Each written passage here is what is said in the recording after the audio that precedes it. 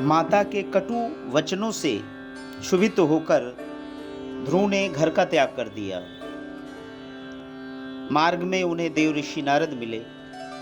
नारद ने ध्रुव से कहा, बेटा, इस उम्र में मैं नहीं समझता कि किसी का कोई मान और अपमान होता है। मैं तो ये समझता हूं कि संसार में सुखी होने का एकमात्र उपाय है कि अपने से अधिक गुणों वालों को देखकर प्रसन्न होना, अपने से कम गुण वाले को देखकर दया करना और अपने समान गुण वाले से मैत्री का व्यवहार करना, यही संसार में परम सुख का हेतु है।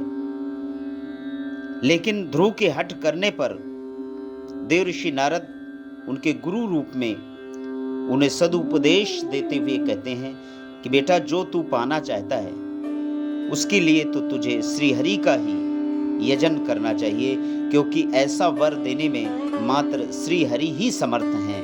इसलिए तू मधुबन जा, यमुना के तट पर बैठकर भगवान श्रीहरि का यजन कर, क्योंकि भगवान यमुना जी के तटवर्ती प्रदेश में सदैव नित्य निवास करते हैं। वहां वो कुलेलें करते हैं, ग्वाल बालों के संग रास करते हैं। ततात्यगच्छ भद्रं ते यमुनायास तटं शुचि पुण्यं मधुवनं यत्र सानिध्यं नित्यदा हरेः।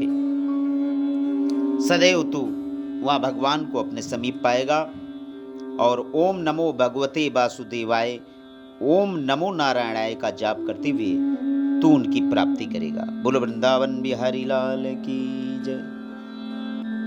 तो इस प्रकार देव ऋषि नारद के उपदेशानुसार, यानी जब जीव को भगवत प्राप्ति करनी हो और उसके मन में परम अभिलाषा भगवान को प्राप्त करने की हो और उसे कुछ भी ज्ञान ना हो ध्रुव के समान कि उसे कैसे मिलेंगे भगवान, तो बस वो अपने दृढ़ संकल्प को मन में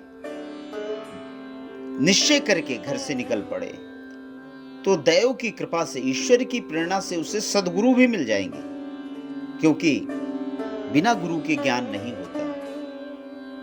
बिन गुरु ज्ञान कहां से पाऊं, दीजो ध्यान हरे गुण गाऊं, सब गुण जना पर तुमर राज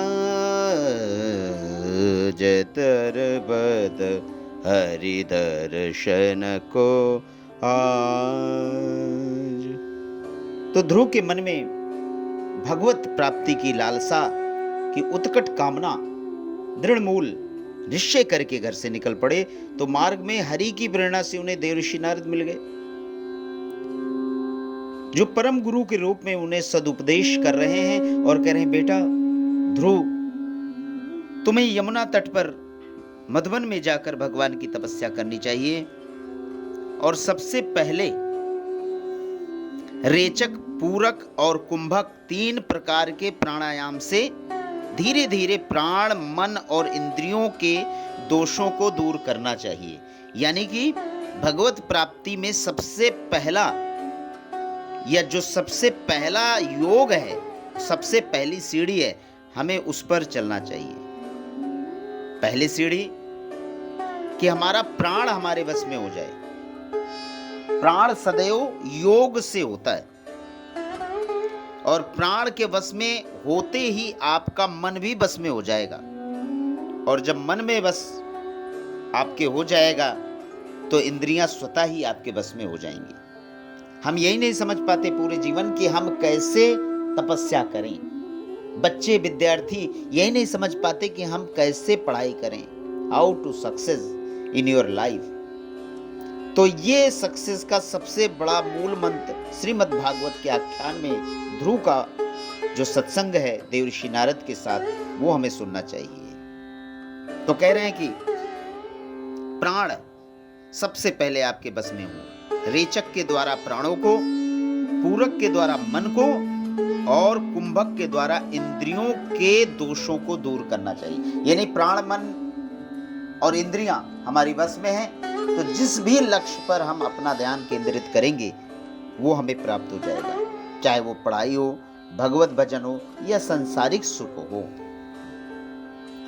तो अर्थ, धर्म और काम तथा मोक्ष की प्राप्ति के लिए बिना इस मार्ग को पार किए आप इसकी प्राप्ति नहीं कर सकते, क्योंकि आपका प्राण आपके बस में नहीं, आपका प्राण बस में नहीं होगा, मन नहीं लगेगा।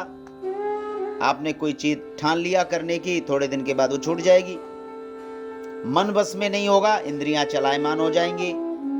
देखने वाली इंद्री देखेगी, सुनने वाली इंद्री सुनेगी, कर्म करने वाली इंद्री कर्म करेगी और जिह्वा रस का सेवन करेगी। तो इस प्रकार देव ऋषि नारद ने भगवान श्री हरि को प्राप्ति कराने का सुगम मार्ग ध्रुव जी को बताया और कह रहे हैं, हे ध्रुव बेटा, श्री वत्स संगानम घनश्यामम पुरखम वनमालिनम शंख चक्र गदा पद्मैराभियक्त चतुर्भुजम। जो श्रीवत्स का चिन्ह घनश्याम वर्ण है, फूलों की वन की मालाओं को अपने शरीर पर धारण किए हुए हैं, कौस्तुभ मणि से उनकी ग्रीवा शोभायमान हो रही है और शरीर पर पीला पीतांबर फहरा रहा है, ऐसे भगवान चतुर्भुज का तुम ध्यान करो, ध्यान करो, ध्यान करो और ये विश्वास करो, एक न एक दिन श्री हरि तुम्हें अवश्य ही दर्शन देंगे। और इस प्रकार धारणा करते करते जब चित्त स्थिर हो और एकाग्र हो जाए, तब उन वरदायक प्रभु का मन ही मन इस प्रकार ध्यान करो कि वे मेरे और अनुराग भरी दृष्टि से देख रहे हैं। राग नहीं, अनुराग, अर्थात प्रेम पुलकित नैनों से वो हमें निहार रहे हैं। भगवान की मंगलमयी मूर्ति का इस प्रकार निरंतर ध्यान करने से मन शीघ्र ही परमानंद में डूबकर तल्लीन हो जाता है और फिर वहां से लौटता नहीं है।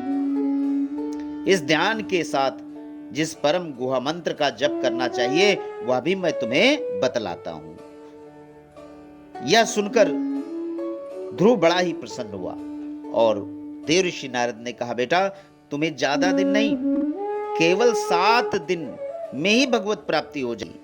अगर कोई भी मनुष्य इस मंत्र का 7 दिन 7 रात्रियों तक जाप करे ब्रह्म मुहूर्त में उठकर, तो आकाश में विचरने वाले सिद्धों के भी दर्शन वह कर सकता है। ओम नमो भगवते वासुदेवाय।